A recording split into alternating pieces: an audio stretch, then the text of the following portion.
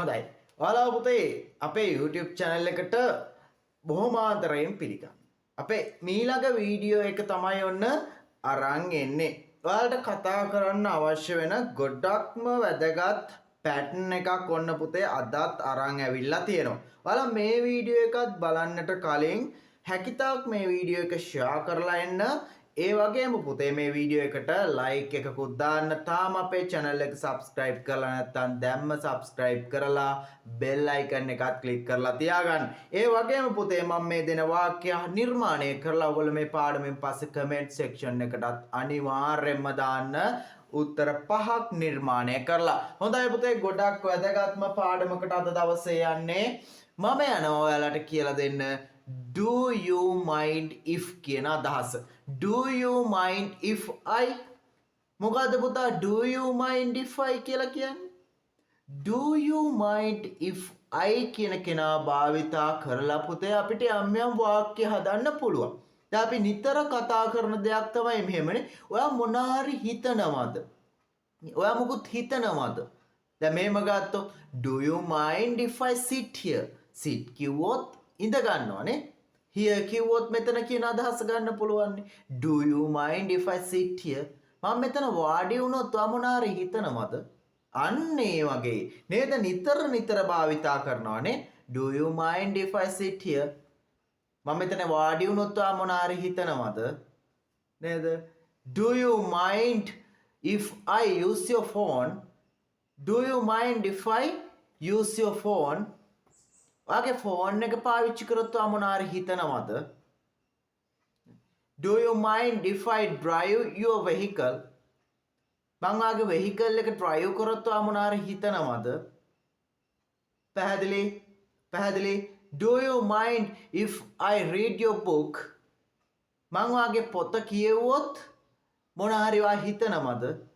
අන්න ඒ වගේ පුතේ මොන හරි හිතනවද? ඔයා මොන හරි හිතනවද මම මෙහෙම කරොත්? Do you mind if I කියලා කොහොමද පුතේ අපි භාවිතා කරන්නේ කතා කරන්න මෙන්න මේ විදිහට right අපි යමු පුතා වාක්‍ය කීපයකට do you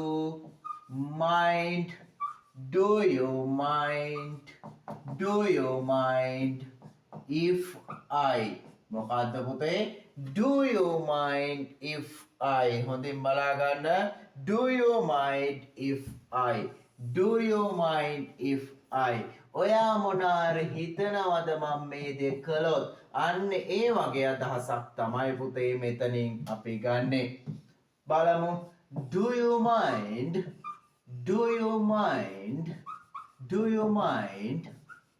if I sit here කියලාත් අපි දාමු do you mind if I sit here මොනාර හිතනවද මම මෙතන වාඩි වුණොත් හොඳින් බලා ගන්න පුතේ හොඳින් බලා ගන්න මොනවාද මම මේ ලියලා තියෙන්නේ කියලා මොනවාද මම ලියලා තියෙන්නේ කියලා බලන්න do you mind if I sit here මම මෙතන වාඩි වුණොත් මොනාර හිතනවද තව එකක් අපි ගමු ළමයි තව එකක් අපි ගමු do you mind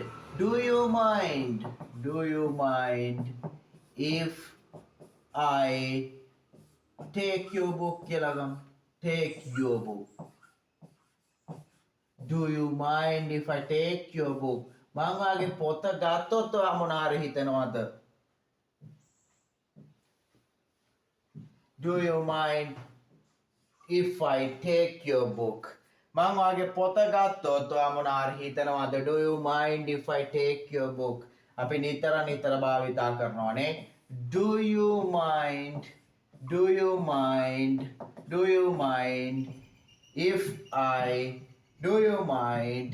if I අපි මෙහෙම ගමු use your pen use කිව්වොත් පාවිච්චි කරනවා your pen ඔයාගේ pen මම ඔයාගේ pen පාවිච්චි කරොත් ඔයා මොන හරි හිතනවද ඔය බලන්නකෝ පුතා තව එකක් අපි ගමු do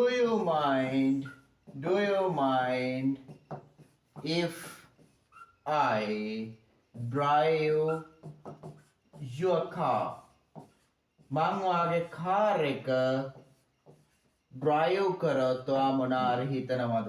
පුතේ ඔයා මොනාරි හිතනවද? ඔයා මොනාරි හිතනවද? ඔයා යමක් හිතනවද මම මෙහෙම කළොත් කියන අදහස කොහොමද පුතේ ගන්නෙ? මෙන්න මේ do you mind if I කියන කෙනාගේ do you mind if I sit here? මම මෙතන වාඩි වුණොත් ඔයා මොනාරි හිතනවද? Do you mind if I take your book? මං වාගේ පොත ගත්තොත් ඔයා මොනාරි හිතනවද? Do you mind if I use your pen? මං වාගේ පෑන පාවිච්චි කරොත් ඔයා මොනාරි හිතනවද? Do you mind if I drive your car? මං ඔයාගේ කාර් එක drive කරොත් ඔයා මොනාරි හිතනවද? පුතේ ඔන්න ඔය විදිහට තමයි මෙන්න මේ පැටර්න් එක do you mind if I ඔයා මොනාරි හිතනවද කියන පැටර්න් එක භාවිතා කරලා කතා කරන්නේ. හොඳයි එහෙනම් හැමෝම එක්කෙනෙක් වාක්‍ය 5 බැගින් නිර්මාණය කරලා අපේ comment section එකට දාගෙන යන්න. ඒ වගේම මේ වීඩියෝ එකත් share කරන්න, හැකිතාක් මේ වීඩියෝ එකට like කරන්න. ඒ වගේම අපේ මේ පාඩම් මාලාව හොඳින් තේරෙනවද කියන එකත් comment එකක් විදිහට දාගෙන යන්න අපේ comment section එකේ. හොඳයි එහෙනම් channel එක subscribe කරේ නැත්නම් දැම්මම subscribe කරන්න, bell icon එකත් click කරලා තියාගන්න.